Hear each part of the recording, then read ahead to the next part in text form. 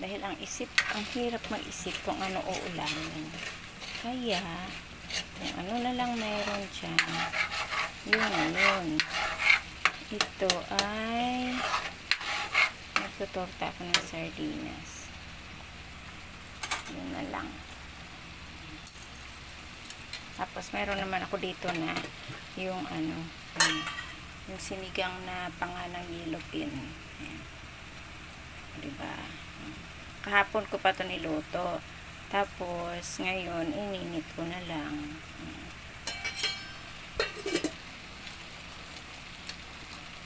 Ilagay natin si egg.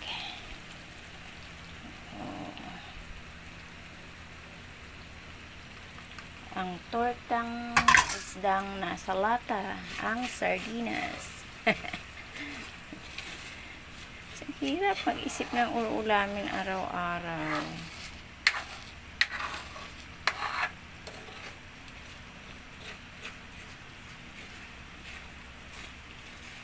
Bagay kasi hindi naman maarte itong mga alaga ako kumain. At pinakain naman nila yan.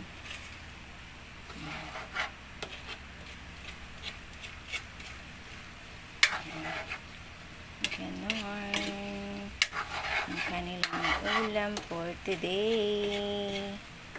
Tortang sardinas, saka sinigang na panganang tuna. Diba?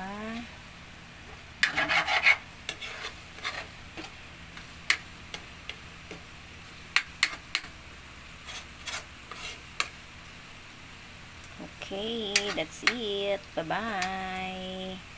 Good morning, good morning.